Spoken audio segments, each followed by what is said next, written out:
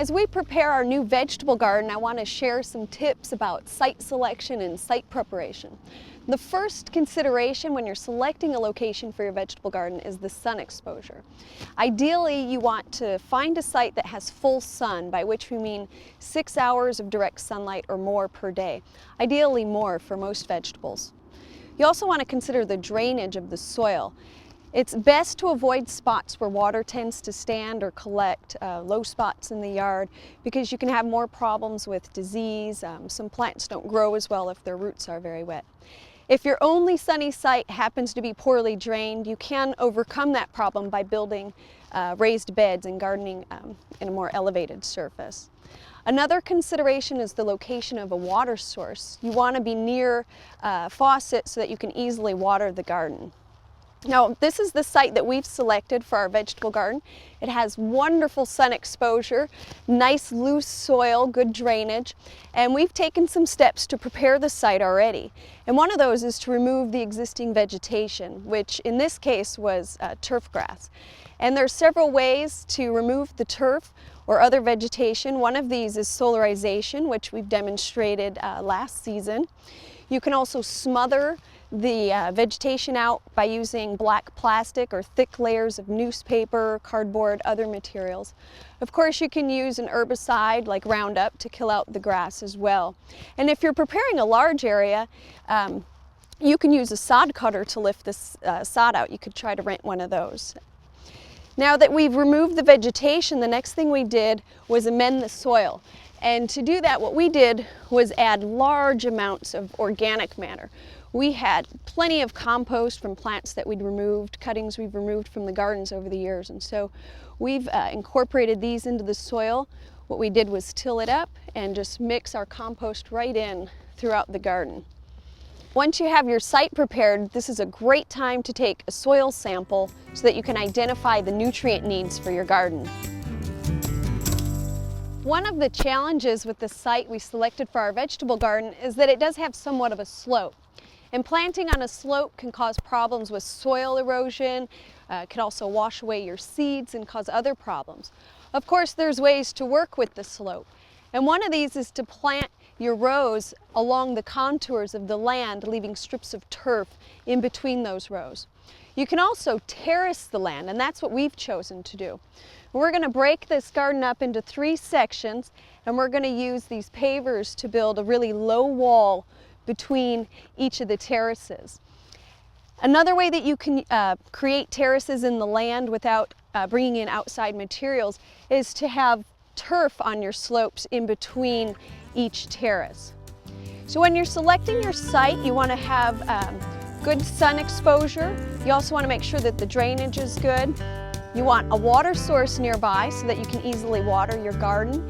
And of course, consider the slope of the land. Well, as you can see, we've finished terracing our new vegetable garden, and we've ended up with 3 levels in which to garden.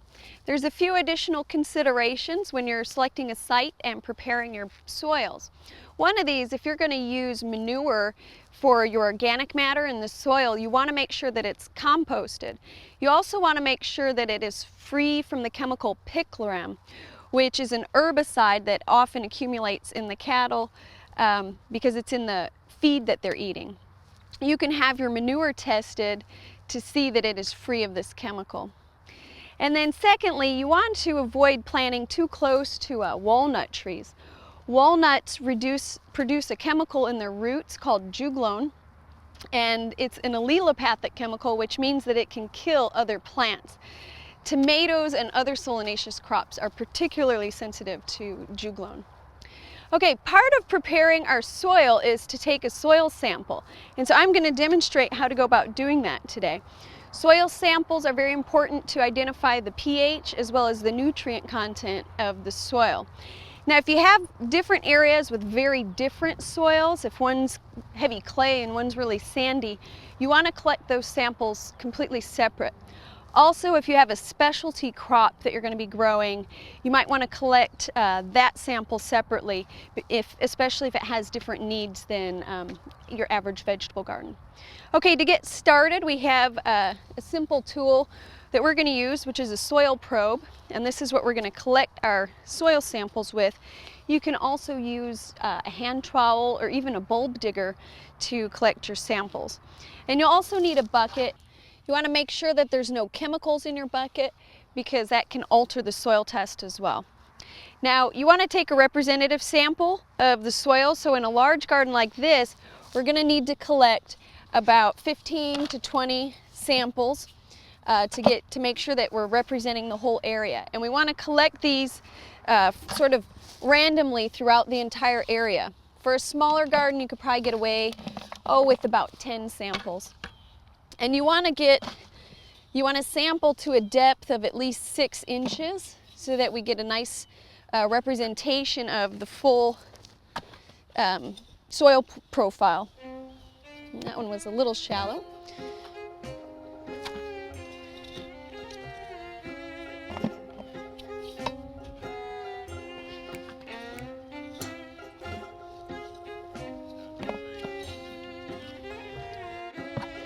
So I'm going to continue sampling until I have my full 20 samples for the area.